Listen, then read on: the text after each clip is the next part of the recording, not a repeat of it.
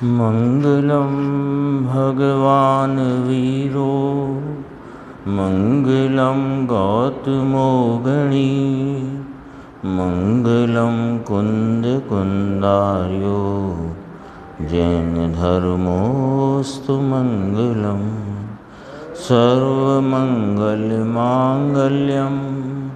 सर्वकल्याणकारकम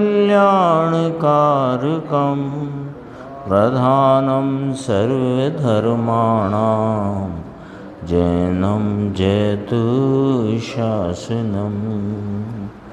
नमः समय साराय स्वानुभूत्या चकासते चित्स्वभावाय भावाय सर्वभावांतरच्छिदे।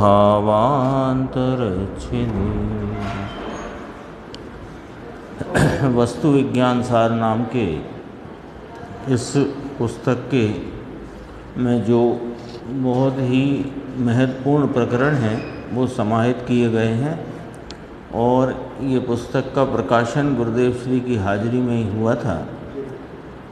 इसमें अभी अपना जो प्रकरण नंबर 2 यानी उपादान निमित्त की स्वतंत्रता, इस पर चल रही है चर्चा।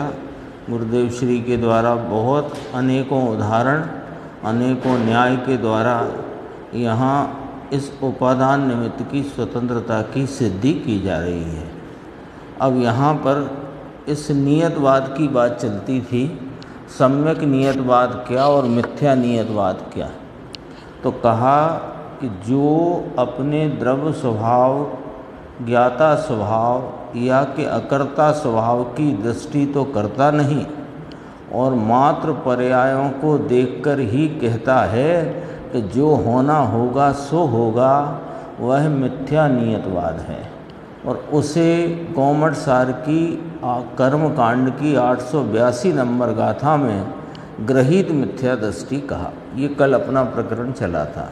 और सम्यक नियतवाद वाला यानी जिसको सम्यक नियतवाद की मान्यता है, अर्थात जो पर्यायों की क्रमबद्धता को जानकर अपने अकर्ता स्वभाव की दृष्टि करता है, वो सम्यक नियतवादी सम्यक दृष्टि है और ये ग्रहित मिथ्या दृष्टि है। तो बारीक फर्क है लेकिन बड़ा फर्क है। फर्क बारीक है ना। अपने को भी थोड़ी सी और इसको जरा और बारीकी से अपन समझना चाहें तो पर्यायों की क्रमबद्धता का जो वस्तु स्वरूप का सिद्धांत है वो वास्तव में अकर्ता स्वभाव, ज्ञाता स्वभाव की दृष्टि कराने का उसमें मुख्य प्रयोजन है। और उस प्रयोजन की पूर्ति नहीं अथवा उस प्रयोजन तक हम नहीं पहुँचते और पर्यायों के हिसाब किताब में ही रहते हैं, अथवा इस प्रकार से हम विचार करते हैं कि सब वस्तुओं का परिणमन क्रमबद्धता से जो जिस समय होना है वह होता है, इसलिए हमारी आकुलता व्याकुलता घट गई है। तो यह वास्तव में अभी इस सिद्धांत के संबंध में हमारी समझ सच्ची और ठीक नहीं है। थोड़ी बात ये ऐसी ही है ना, लगेगा तो ऐसा। और सामान्यतया हम इस सिद्धांत का प्रयोग बस यहीं तक करते हैं। हाँ, अभी हमारी वर्तमान जीवन में जो अनेक प्रकार के संयोग वियोग की घटनाएं घटती हैं उनमें हम आकुल व्याकुल होते थे और अब आकुलता व्याकुलता हमारी घट गई या मिट गई। क्योंकि सबका परिणमन क्रमबद्ध है, जो जिस समय जो होना है वो होता है। कदाचित पहले हम इस सिद्धांत को नहीं समझते थे तो घर में किसी के रोग आदि अवस्था होने पर हम बहुत विचलित होते थे परिवार में या स्वयं को। अब रोगादिक अवस्था को देखकर हम क्रमबद्ध का विचार करके व्याकुल नहीं होते। तो ये तो इस सिद्धांत की का मूल जो है वहाँ तक पहुँचने लायक बात नहीं है। इस प्रकार से जो वस्तु का स्वरूप क्रमबद्ध परिणमन या वस्तु के परिणमन की क्रमबद्धता का जो वस्तु सिद्धांत है, जो सर्वज्ञ भगवान ने प्रतिपादित किया, आचार्य भगवंतों ने कहा, उसका मूल प्रयोजन अकर्ता स्वभाव यानी ज्ञाता स्वभाव की दृष्टि करना है। अब मैं अधिक नहीं कहूँ, जो पीछे ग्रहित मिथ्यात्व और सम्यक दर्शन का जो स्वरूप आ चुका है, उसको भी उस फार्मूले पर भी हम इस बात को घटा सकते हैं, घटित कर सकते हैं, विचार कर सकते हैं, है ना। पर्यायों को ही देख देख कर, पर्यायों की क्रमबद्धता में ही रहना, ये वास्तव में मिथ्या नियतवाद है। और मिथ्या नियतवाद को गौमठसार 882 नंबर गाथा कर्म कांड में ग्रहित मिथ्यात्व का है। थोड़ी बात गंभीर है, पर चूंकि विषय आया है सामने, तो अपने भी उसका स्पष्टीकरण बिल्कुल होना ही चाहिए।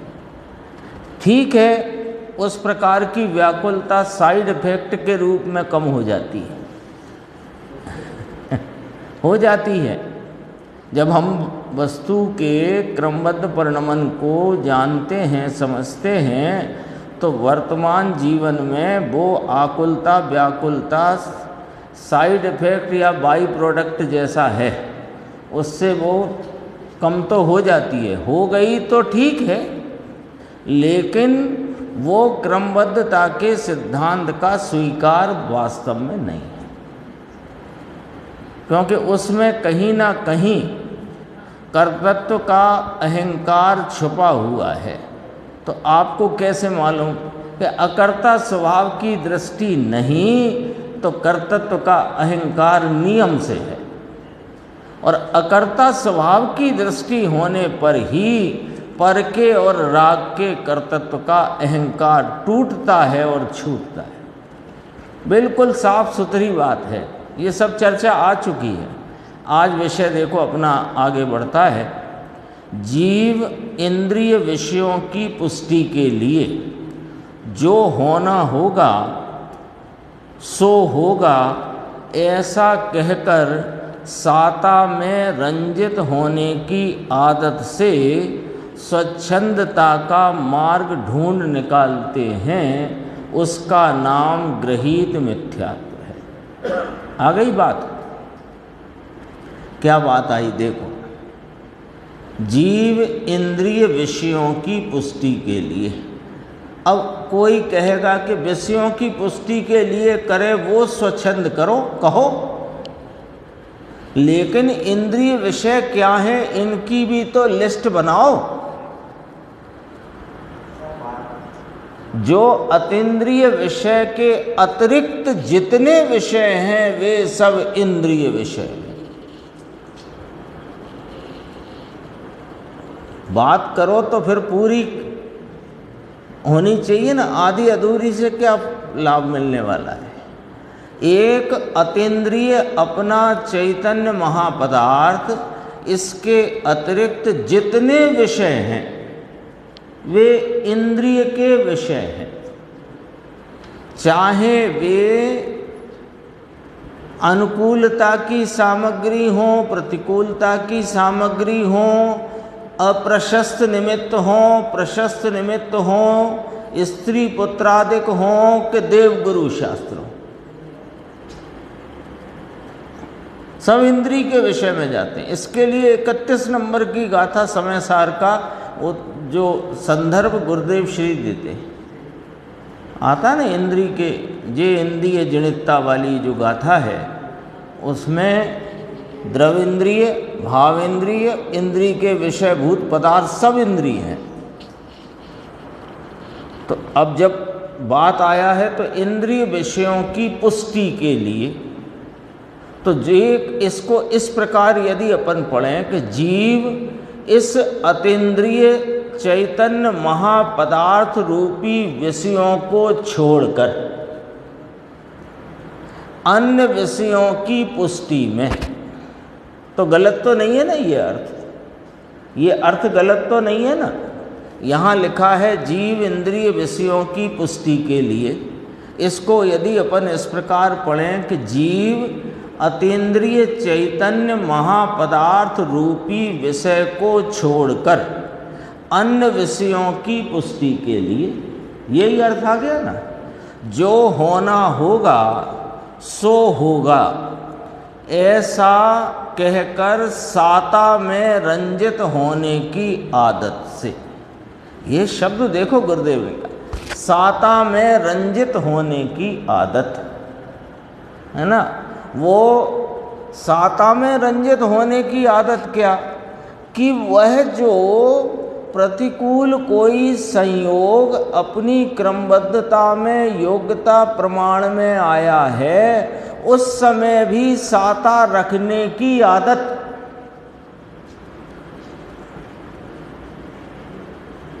ये इसमें स्वच्छंदता कही। बोलो,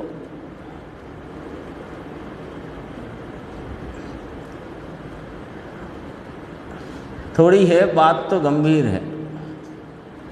इसको आप ऐसे सामान्य पढ़ोगे तो ऐसा लगेगा कि 5 इंद्रिय के विषयों के भोग की वांछा रखता हुआ क्रमबद्ध के नाम पर उसमें ही लीन रहता है, रत रहता है, इस प्रकार स्वच्छंदता में सेवन करता है। मोटा अर्थ तो ये निकलता है इसका,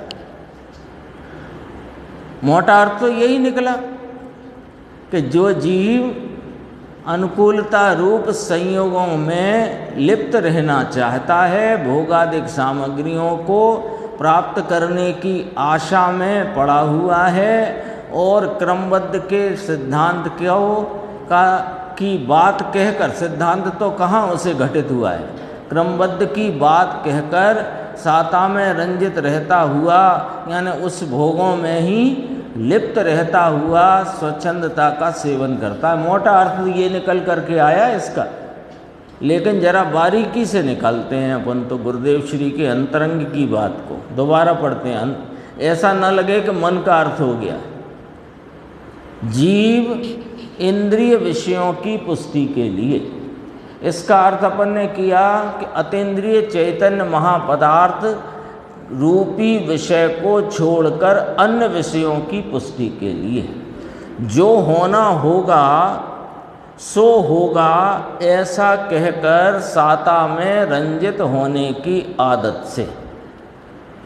ये जो अभी अपन चर्चा प्रारंभ की थी ना कि हम तो सब पदार्थों का परिणमन क्रमबद्ध जानते हैं कि सबका परिणमन तो अपनी योग्यता प्रमाण में क्रमबद्धता से होता है। हम आकुल व्याकुल नहीं होते, आकुल व्याकुल नहीं होते माने साता धरते हैं,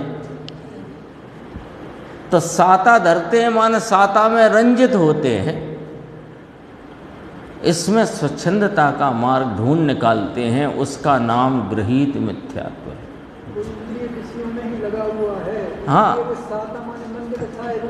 हाँ, पर उसमें किस प्रकार से ये कर रहा है कि क्रमबद्ध के सिद्धांत को सर्वज्ञ की साक्षी से जो बात आई वस्तु स्वरूप को थोड़ा इसने समझा। ग्रहित क्यों कहा इसे, ग्रहित क्यों कहा?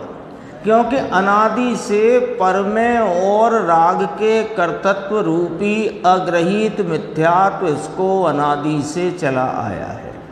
और ऐसे अग्रहित मिथ्यात्व को जो अभी इस भव में शास्त्र आदि का सेवन करके भी अथवा सिद्धांत का मर्म नहीं समझकर जो उस अग्रहित को ही पुष्ट कर रहा है, उसका नाम ग्रहित मिथ्यात्व है। अकेले वह कुगुरु कुदेव का सेवन करता है सो ग्रहित है, ये तो स्थूल बात है।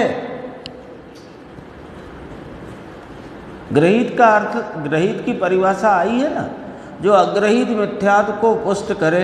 अग्रहित मिथ्यात्व कब से है जीव को? अनादिकाल से। उस मिथ्यात्व का क्या स्वरूप है कि पर में और राग में कर्तृत्व बुद्धि का अभिमान, एकत्व का, कर्तृत्व का, कर्तव्यपने का जो अभिमान है, ये ही अग्रहित मिथ्यात्व है। अब इसने क्या किया कि पर द्रव्यों के परिणमन की स्वतंत्रता क्रम अथवा उनके परिणमन की क्रमबद्धता को जानकर साता में रंजित रहता है। साता में रंजित रहता है माने आकुल व्याकुल नहीं होता। तो ऐसे करके इसने उस वस्तु स्वरूप में जो परिणमन की क्रमबद्धता का महान सिद्धांत सर्वज्ञ भगवान ने प्रतिपादित किया, जिसको आचार्यों ने उसी परंपरा में निरूपित किया, उसका मूल जो प्रयोजन था वो अकर्ता स्वभाव की दृष्टि करने कराने का था। तो वो प्रयोजन को प्राप्त तो न किया और इस भटकन में रह गया। तो इसने क्या किया कि पर के कर्तृत्व और राग के कर्तृत्व का अहंकार छोड़ा नहीं।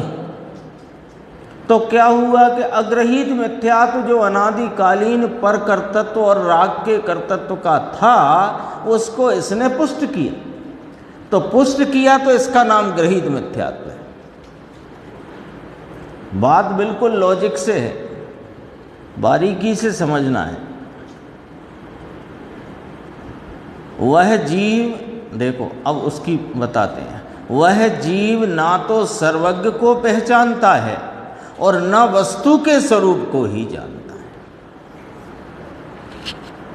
वस्तु के स्वरूप को जानने का अर्थ क्या कि जगत के सर्व पदार्थ अपने स्वयं काल में स्वभाव स्वरूप से स्वयं क्रमबद्धता में परिणमन कर रहे हैं। उनमें मेरा किंचित कर्तृत्व नहीं, मैं तो एक अकर्ता ज्ञाता स्वभावी वस्तु हूँ। ये वस्तु का स्वरूप है, आधा अधूरा थोड़ी चलेगा।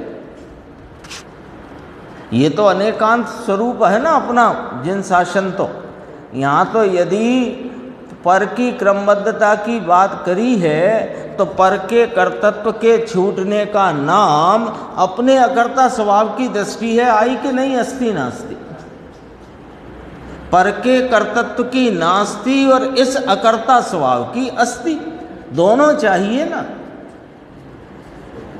तब वस्तु के स्वरूप को जानता है। और जो वस्तु के स्वरूप को जानता है वही सर्वज्ञ के स्वरूप को जानता है। बात एकदम गंभीर है।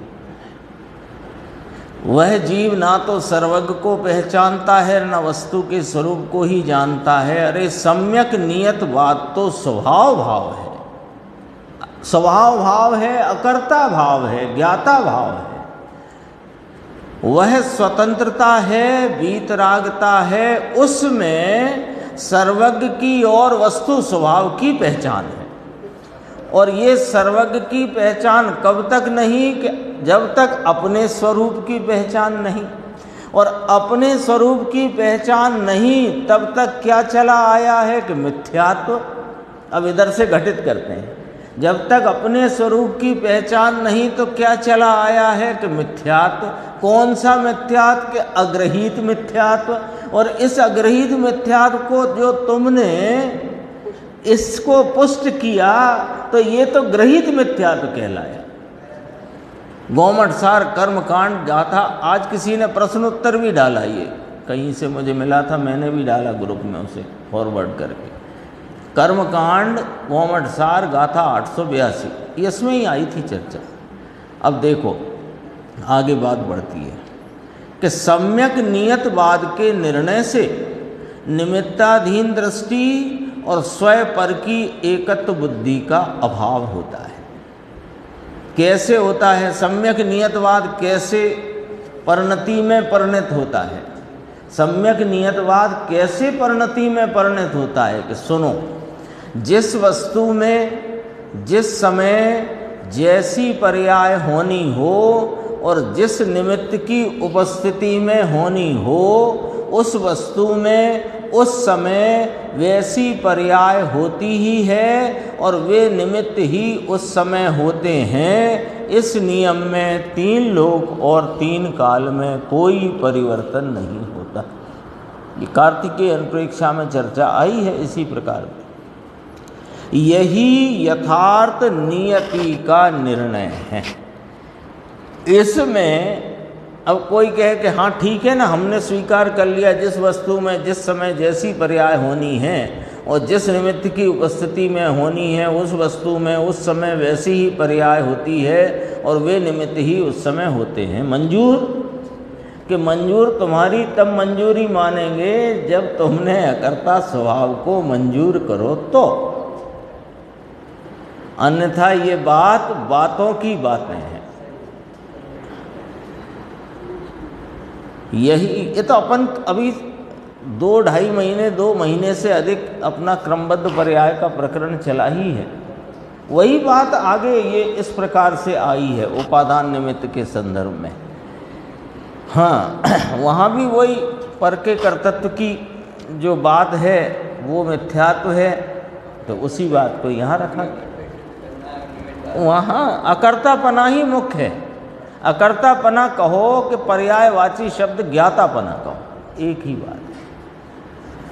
देखो यही यथार्थ नियति का निर्णय है। इसमें आत्म स्वभाव के श्रद्धा ज्ञान चारित्र आ जाते हैं और निमित्त की दृष्टि दूर हो जाती है। निमित्त की दृष्टि माने निमित्ताधीनता दूर हो जाती है कि ये निमित्त आया तो ये हुआ, ये बात छूट जाती है। जिसकी ऐसी मान्यता है कि मैं पर का कर्ता तो नहीं हूँ किंतु मैं निमित्त बनकर उसकी पर्याय में आगे पीछे कर दूँ, मिथ्या दृष्टि है। मैं पर का तो कुछ नहीं कर सकता, लेकिन मैं तो निमित्त मात्र हूँ ना। तो निमित्त मात्र हूँ तो ये कौन सा निमित्त मात्र ले आया? वो गीता में से याद आया वो प्रकरण। कृष्ण ने जब अर्जुन को युद्ध का उपदेश दिया, अब दिया कि नहीं दिया हमें नहीं मालूम, वो गीता में लिखा है कि जब कृष्ण ने अर्जुन से कहा तो उस अर्जुन ने कहा ना ये सब मेरे बंधु बांधव हैं, मैं इन पर कैसे शस्त्र उठा सकता हूँ? तो उनने कहा कि नहीं, ये तो नियति है और तुम तो निमित्त मात्र हो, ये वाला नहीं चलेगा। ये निमित्ताधीनता वस्तु की वस्तु स्वरूप में जन शासन में स्वीकार नहीं है। ये मायाचारी है, ये अपने साथ अपने अकर्ता स्वभाव के साथ छल है। बात कड़क है लेकिन सटीक है। लगे कड़क तो लगे। एक गुरुदेव का व्याख्यान अभी सुन रहे थे, उसमें गुरुदेव ने बहुत कम से कम 5 मिनट चर्चा करी कि जनरंजन के लिए नई जनवाणी का प्रयोग करना, ये जनरंजन का विषय या उसकी वस्तु ही नहीं है। ये तो आत्महित के लिए, निज के आत्महित के लिए और कदाचित विकल्प है तो पर के आत्महित के संदर्भ में इस जिनवाणी नामक महापवित्र और हितकारी वस्तु का प्रयोग करो। इसके लिए नहीं जनरंजन के लिए बहुत गंभीर है। देखो यह निमित्त है इसलिए पर का कार्य होता है, ऐसी बात नहीं है। देखो बात अपनी धीरे धीरे चल रही है, गंभीरता भी इसमें बहुत है। आगे जाकर के इसी प्रकरण में जो कर्म का उदय निमित्त और जीव का विकारी परिणाम नैमित्तिक और जीव का विकारी परिणाम निमित्त और कर्म नैमित्तिक, ये जो उलझन है ना अनादि की अपनी, उसके संदर्भ में गंभीर चर्चा आने वाली है। जो गुरुदेव श्री कहते हैं कि हमने तो संवत 1971 में ये बात कह दी थी, कर्म से विकार नहीं होता। तो क्या हमारे गुरु ने तो कहीं नहीं, तुम कहाँ से लाए, ऐसा उनके गुरु भाइयों ने कहा और सभा छोड़ करके चले गए। बोसरे बोसरे बोसरे बोसरे माने छोड़ दो, ये मान्यता ठीक नहीं है। देखो ये तो अंतरंग में, उनके अंतर में से ये बात आई। देखो यह निमित्त है इसलिए पर का कार्य होता है, ऐसी बात नहीं है। किंतु प्रस्तुत वस्तु में उसकी योग्यता से जो कार्य होता है, प्रस्तुत वस्तु का अर्थ है यहाँ पर जिस वस्तु की चर्चा की जा रही है ना, विवक्षित वस्तु ऐसे भी कह सकते हैं अपन। उसमें अन्य वस्तु को निमित्त कहा जाता है। वस्तु में कार्य नहीं होना था किंतु मैं निमित्त हुआ तब उसमें कार्य हुआ, ऐसी मान्यता में तो स्वयं पर की एकत्व बुद्धि ही हुई। वो उसमें होना नहीं था, लेकिन मैं निमित्त बनकर आया या फला निमित्त बनकर आया इसलिए ऐसा कार्य हो गया। ये क्या कहना चाहते? जीव तो विकार रूप परिणमता नहीं, कर्म उदय होकर के, कर्म का उदय निमित्त होकर के आया, इसलिए जीव को विकार रूप परिणमना पड़ा। ये तो स्वयं पर की एकत्व बुद्धि का खेल है। ये सिद्धांत वहां जाकर के घटाओ ना, ये निमित्ताधीनता जहां फंसी पड़ी है। निमित्ताधीनता कहाँ कहाँ अपने को स्वरूप की प्राप्ति में रुकावट हो रही है कि कर्म के उदय का निमित्त पने की अधीनता हमसे छूट नहीं रही। वस्तु में कार्य नहीं होना था, लगा दो यही फार्मूला, वस्तु में कार्य नहीं होना था किंतु मैं निमित्त हुआ। तो यहाँ ले लो कि मेरे में तो कोई विकार होना नहीं था, लेकिन कर्म का उदय निमित्त होकर आया तब उसमें कार्य हुआ। एक दिन चर्चा आई थी ना, वो उसका भी निराकरण अच्छे से हो गया है कि पहले पर्याय शुद्ध उत्पन्न होती है, फिर पर का लक्ष्य करती है तो अशुद्ध होती है। ऐसी बात नहीं है। एक समय की पर्याय है, पर्याय दो समय की नहीं, जो पहले एक समय में शुद्ध हो और अगले समय अशुद्ध हो। अथवा पर्याय एक समय की है तो समय में अंश नहीं कि किस अंश में शुद्ध हो और किस अंश में अशुद्ध। जो अशुद्ध उपजी है वो अशुद्ध ही उपजी है, जो शुद्ध उपजी है वो शुद्ध ही उपजी है। वो ख्याल में रखना बात ही। आ गई याद मुझे। लकड़ी अपने आप ऊंची होती है। फिर सरल उदाहरण, ये लकड़ी है, इसमें ऊपर उठने की योग्यता। देखो उदाहरण सरल है जय कुमार भाई साहब, लेकिन सिद्धांत गंभीर है। लकड़ी है, गुरुदेव के हाथ में रहती थी ना एक लकड़ी, तो ये लकड़ी है, इसमें ऊपर उठने की योग्यता है, किंतु जब मेरा हाथ उसे स्पर्श करता है तब वह उठती है, अर्थात जब मेरा हाथ उसके लिए निमित्त होता है तब वह उठती है। रखी है लकड़ी यहाँ, जब मेरा हाथ निमित्त हुआ तभी तो वह इस तरफ से उठकर इस तरफ आई। वो भी तो उसका परिणमन है ना, क्षेत्रांतर रूप परिणमन लकड़ी का, तो उसका परिणमन भी क्रमबद्ध है, नियत है। उसमें मैं या मेरा हाथ निमित्त हुआ या मेरी इच्छा निमित्त हुई, ये निमित्त कहा जा सकता है, पर निमित्त से वो क्षेत्रांतर हुआ ये कभी नहीं कहा जा सकता। हाँ, और निमित्त की तो फिर आएगी चर्चा, उदासीन और प्रेरक निमित्त, दो निमित्त क्यों कहे गए। ऐसा मानने वाला वस्तु की पर्याय को स्वतंत्र नहीं मानता, अर्थात उसकी संयोगी दृष्टि है। क्या संयोग देख रहा है? ये चश्मा उतर के ऐसा हुआ तो मेरे हाथ की क्रिया और चश्मे का उतरना, इसमें हाथ की क्रिया निमित्त है, ये संयोगी दृष्टि है। क्योंकि हाथ भिन्न द्रव्य है, इच्छा का परिणमन वो भिन्न द्रव्य है, चश्मे का यहाँ से आकर टेबल तक आना वो भिन्न द्रव्य है। तो संयोगी दृष्टि है, संयोग से देखते हैं इसलिए गड़बड़ होती है। तो संयोगी दृष्टि है, वह वस्तु के स्वभाव को ही नहीं मानता, इसलिए क्या नाम दिया उसको? मिथ्या दृष्टि है। जब लकड़ी ऊपर नहीं उठती तब उसमें ऊपर उठने की योग्यता ही नहीं है, और जब उसमें योग्यता उठती है तब वह स्वयं ऊपर उठती है। उसे हाथ ने नहीं उठाया, किंतु जब वह ऊपर उठती है तब हाथ इत्यादि निमित्त स्वयं होते ही हैं। इस प्रकार उपादान निमित्त का मेल स्वभाव से ही होता है। कौन सा स्वभाव? वस्तु के परिणमन स्वभाव। कौन सा स्वभाव? वस्तु का परिणमन स्वभाव। निमित्त का ज्ञान कराने के लिए ऐसा कथन मात्र व्यवहार ही है। हाथ के निमित्त से लकड़ी ऊपर उठी है, इतना यह व्यवहार कथन उस समय वहाँ रहे निमित्त का ज्ञान कराने के लिए है, बस। फिर देखो, लोहे चुंबक सुई की क्रिया नहीं करता। लोहे चुंबक सुई को अपनी ओर नहीं खींचता।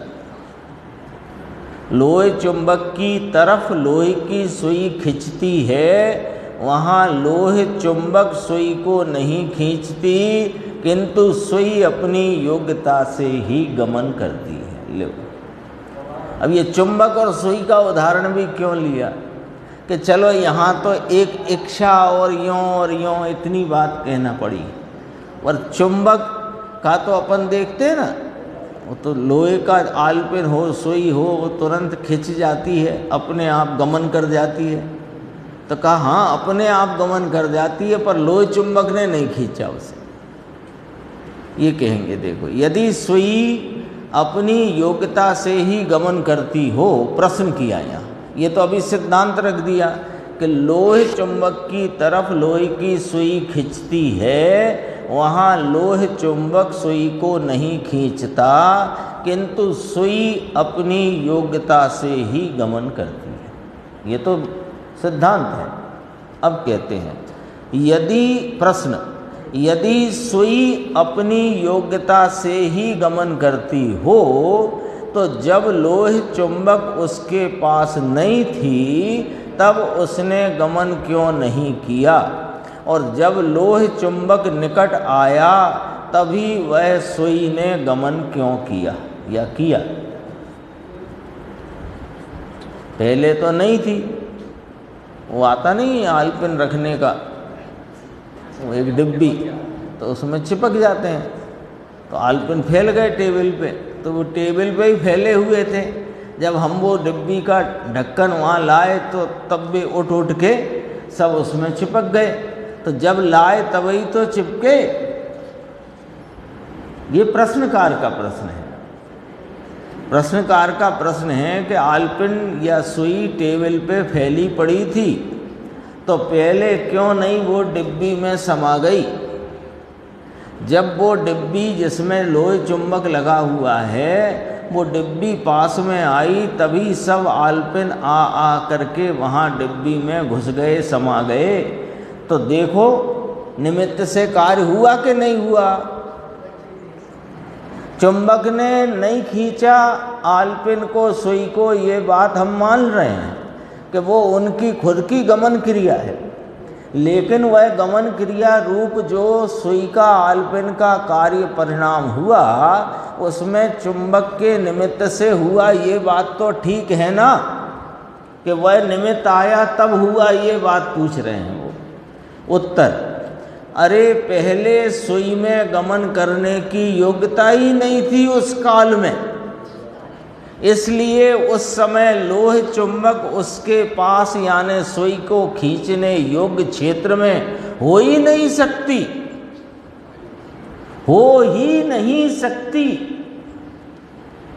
और जब सुई में क्षेत्रांतर करने की योग्यता होती है तब लोहे चुंबक आदि कोई निमित्त होता है।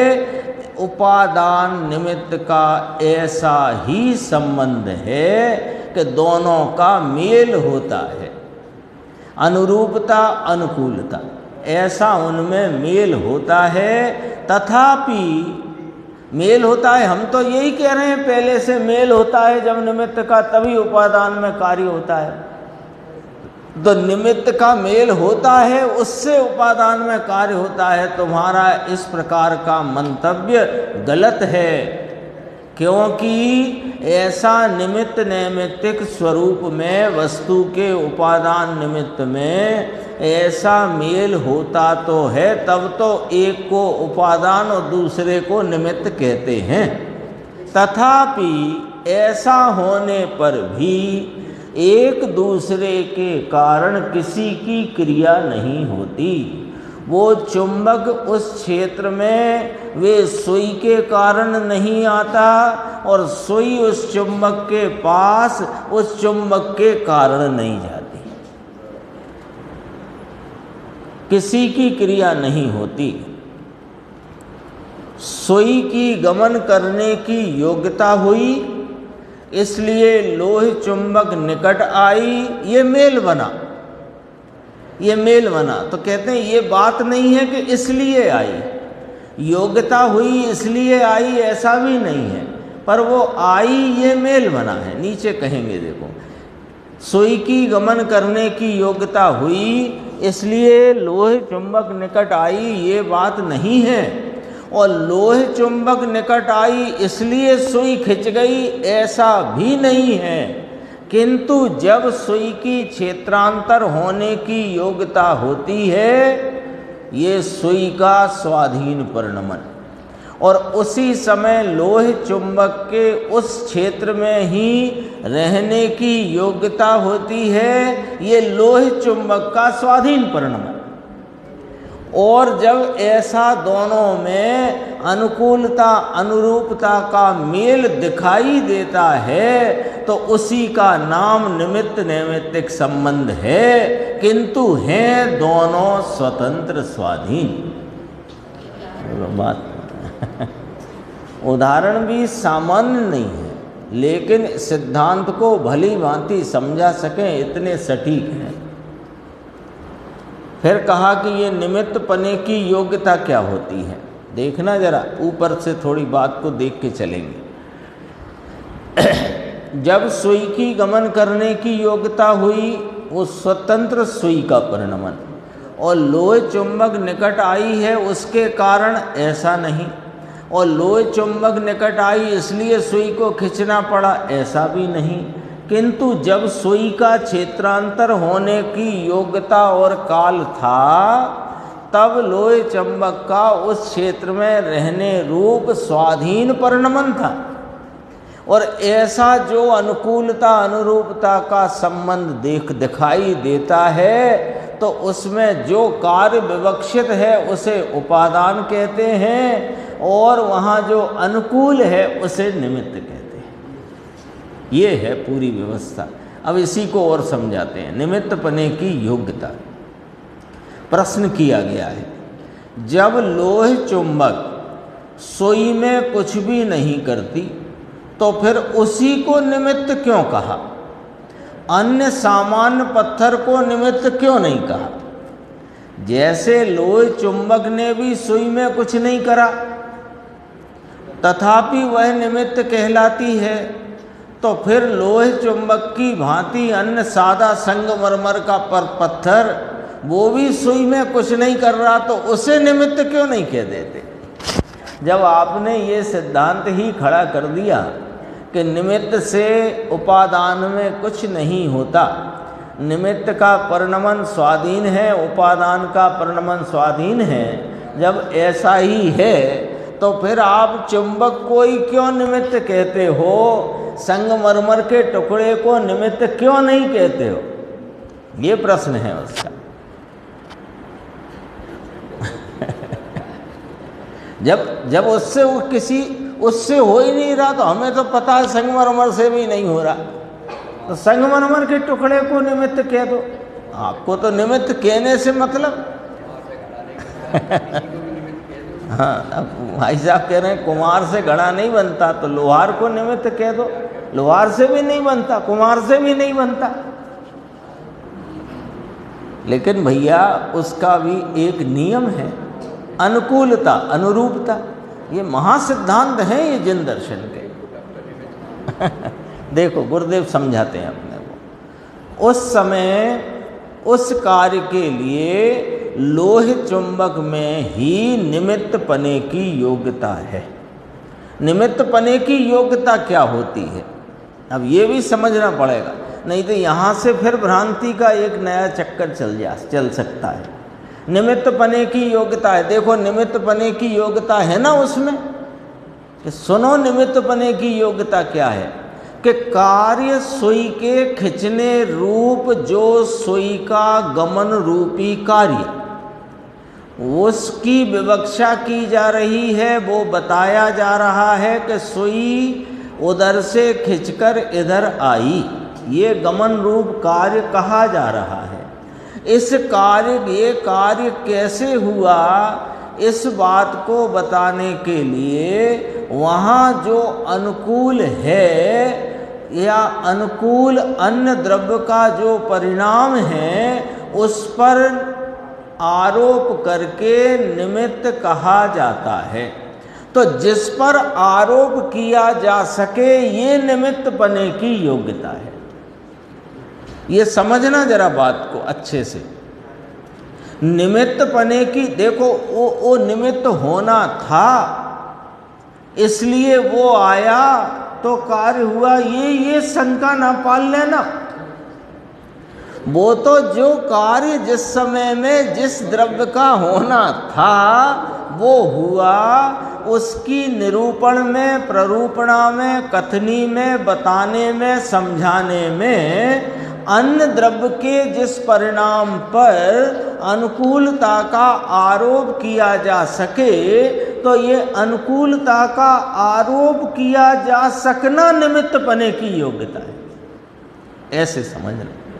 क्या होता है कार्य तो अपनी उपादान की शक्ति से ही हुई है, पर अब अपने दिमाग में उठता है कि ये कैसे हुआ। हाँ, तो उसका उत्तर है, क्योंकि अपनी संयोगी दृष्टि है ना। हाँ, तो वो संयोगी दृष्टि का निराकरण करने के लिए ये तो क्या है कि एक अपन बारीक बात पर से समझते हैं कि संसारी जीव को राग का परिणमन क्यों है और सिद्ध को क्यों नहीं, ऐसा अपन को विचार आया। तो फिर निमित्त पर से इसका जवाब आया बस, कि वहाँ कर्म का उदय है, उसके निमित्त से जीव को राग आदि विकार परिणमन है, और सिद्ध को कर्म का उदय नहीं है, संयोग नहीं है, इसलिए राग आदि परिणाम का परिणमन नहीं है। ये जवाब देकर के संसारी और सिद्ध के विकारी परिणाम संसारी के होने के और सिद्ध को नहीं होने के बारे में बताया गया। बस इतनी सी बात। हाँ, तो अब वो कथन करना पड़ता है। अब इसका कथन वास्तविकता से ये है कि संसारी जीव को क्यों विकार है और सिद्ध को विकार क्यों नहीं, क्योंकि संसारी को विकार रूप परिणमने की योग्यता है और सिद्ध को उस काल में विकार रूप परिणमने की योग्यता नहीं। तो इससे हमें संतुष्टि नहीं होती। इस जवाब से हमारा मन नहीं भरता। तब फिर वहाँ निमित्त की तरफ से कथन करके वो दोनों परिणामों की योग्यता को ही बताया गया है। निमित्त के द्वारा कथन करके संसारी के विकार रूप परिणमन के और सिद्ध के निर्विकारी परिणमन की योग्यता को ही बताया गया है।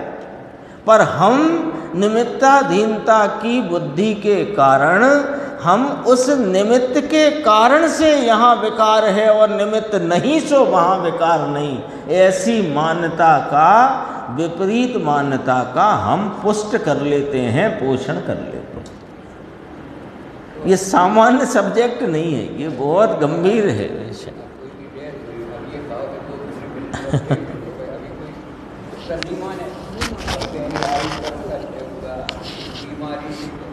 अपन ने कल भी बात की थी, निमित्त नैमित्तिक संबंध व्यवहार की कथनी रूप व्यवहार संबंध है, और व्यवहार स्वयं निषेधक होने से निषेध भी है, निषेधक भी है, निषेध्य भी है।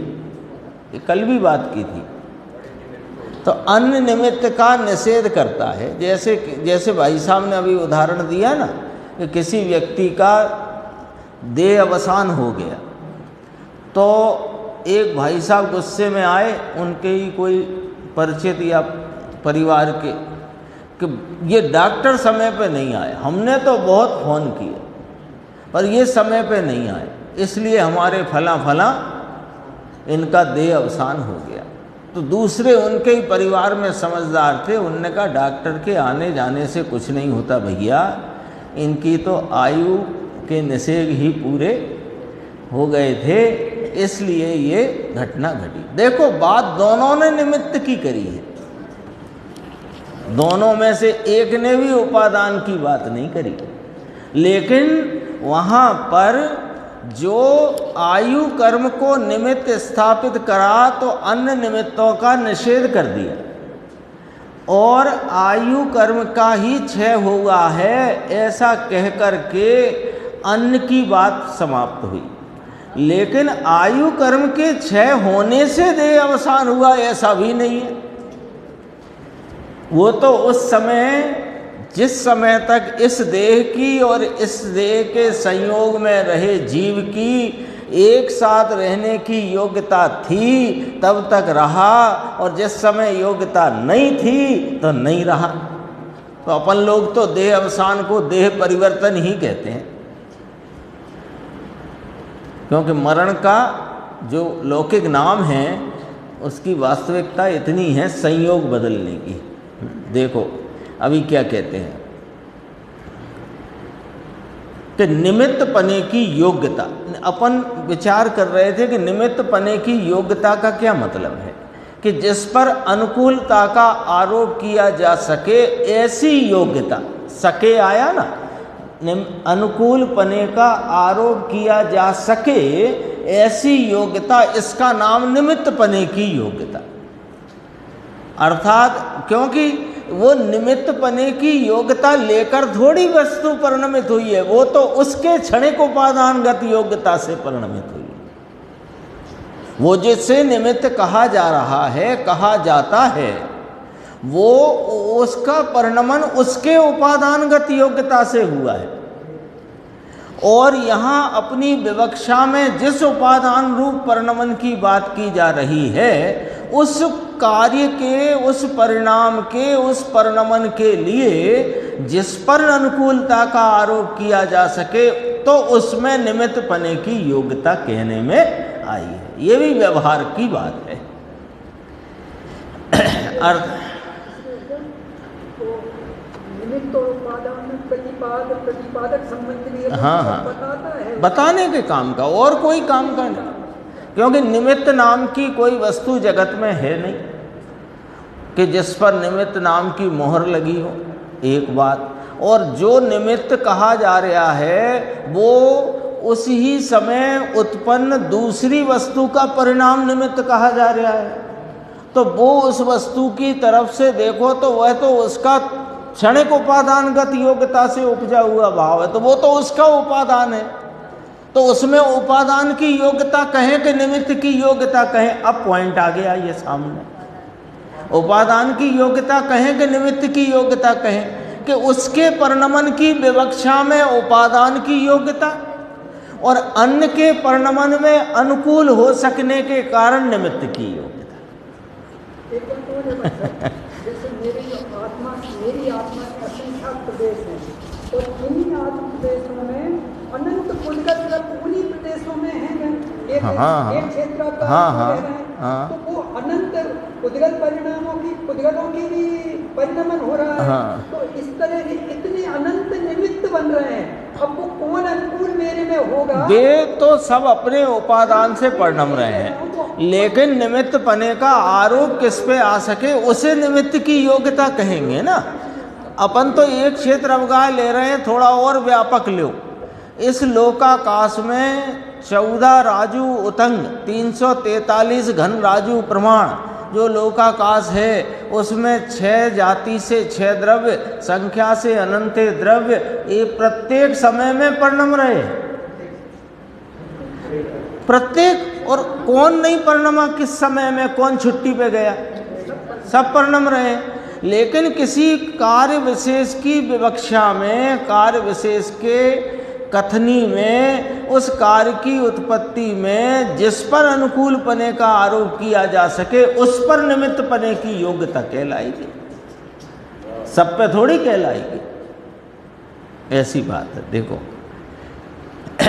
उपादान के कार्य के लिए अनुकूलता का आरोप की जाने योग्य योग्यता, अनुकूलता का आरोप की जा सके ऐसी योग्य योग्यता लोह चुंबक की उस समय की पर्याय में है। जो अपन ने बात की वही बात आई ना इसमें स्पष्ट। दूसरे पत्थर में वैसी योग्यता उस समय नहीं है, तो कैसे कह दें हम उसे निमित्त। जैसे सुई में उपादान की योग्यता है, बिल्कुल स्पष्ट है, बहुत सरल भाषा है। जैसे सुई में उपादान की योग्यता है इसलिए वह खिंचती है, इसी प्रकार उसी समय लोहे चुंबक में उस पर अनुकूलता किए जा सकने रूप निमित्त पने की योग्यता है, इसलिए उसे निमित्त कहा जाता है। एक समय की उपादान की योग्यता उपादान में है और अन्य उपादान अन्य वस्तु अपने उपादान रूप से परिणमती उस पर अनुकूल पने का आरोप किया जा सके, ऐसी निमित्त की योग्यता निमित्त में है। ऐसे करके पूरी बात समझना। किंतु दोनों की योग्यता का मेल है क्या? अनुकूलता, अनुरूपता। ऐसा मेल है इसलिए अनुकूल निमित्त कहलाता है और अनुरूप नैमित्तिक कहलाता है। लोहे चुंबक में निमित्त पने की जो योग्यता है उसे अन्य समस्त पदार्थों से पृथक करके पहचानने के लिए निमित्त कहा जाता है। देखो यहाँ लिखा हुआ जाता है, कहा जाता है, किंतु उसके कारण सुई में विलक्षणता नहीं होती। वो तो अन्य वहाँ टेबल पे बहुत सारी वस्तुएं रखी हैं, गिलास भी रखा है, पेपर वेट भी रखा है कांच का, और आलपिन फैले हुए हैं। तो उस समय में वहाँ जो चुंबक है वो सब पदार्थों से भिन्न पहचान कराने के लिए उसमें निमित्त पने की योग्यता, क्योंकि उसमें अनुकूलता अनुरूपता का मेल है। इतना ही बस जो प्रश्न था ना उसका। लेकिन यहाँ यह ध्यान रखना चाहिए कि वो चुंबक के कारण से सुई में वह विलक्षणता माने उस प्रकार का विशेष कार्य नहीं होता। जब उपादान में कार्य होता है, जब सुई स्वयं खिंच करके उधर जाती है, तब व्यवहार से नाम आरोप से दूसरे पदार्थ को निमित्त कहा जाता है। ज्ञान का स्वभाव स्वयं पर प्रकाशक है, इसलिए वह उपादान और निमित्त दोनों को जानता है। देखो क्या गजब की बात। किसको क्या मालूम। देखो धर्मास्थी का है पुद्गल के गमन आदि में, पुद्गल के भी क्षेत्रांतर में गति में निमित्त कहा। न पुद्गल जाने के धर्मास्थी निमित्त है, न धर्मास्थी जाने के मैं इसमें निमित्त हूँ।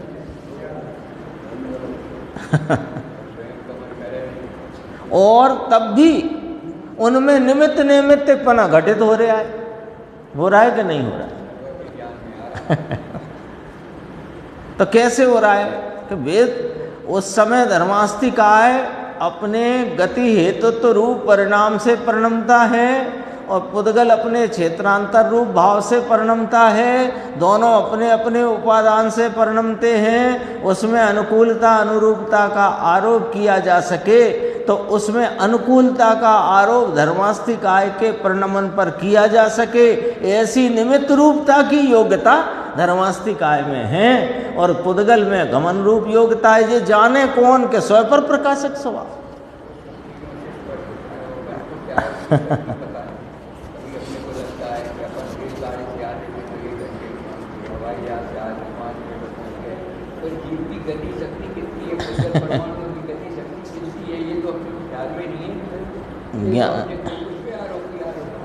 ज्ञान का स्वभाव स्वयं पर प्रकाशक है, इसलिए वह उपादान और निमित्त दोनों को जान लेता है और इसलिए ही इस प्रकार का व्यवहार कहा जाता है।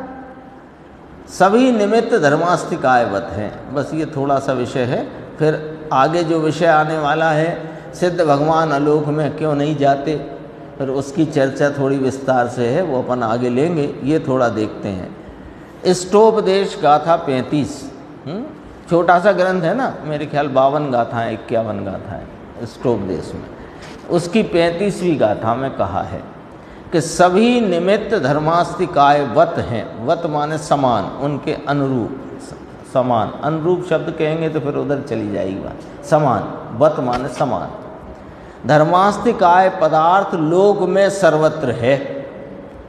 जब जीव और पुद्गल अपनी योग्यता से गमन करते हैं तब धर्मास्थी काय को निमित्त कहा जाता है और जब वे गमन नहीं करते तो उसे निमित्त नहीं कहा जाता। और धर्मास्थी काय तो उस समय भी परिणमन कर रहा है। धर्मास्थी काय की भांति ही समस्त निमित्तों का स्वरूप समझना चाहिए। कर्म का उदय धर्मास्थी कायवत निमित्त है और जीव का विकारी परिणाम कर्म बंधन में धर्मास्थी कायवत निमित्त है। ऐसे ही समझना चाहिए। कितनी गजब की बात है, क्या गजब का जैन दर्शन है। सारी वस्तु का स्वरूप ऐसा एकदम कांच की तरह साफ रख दिया।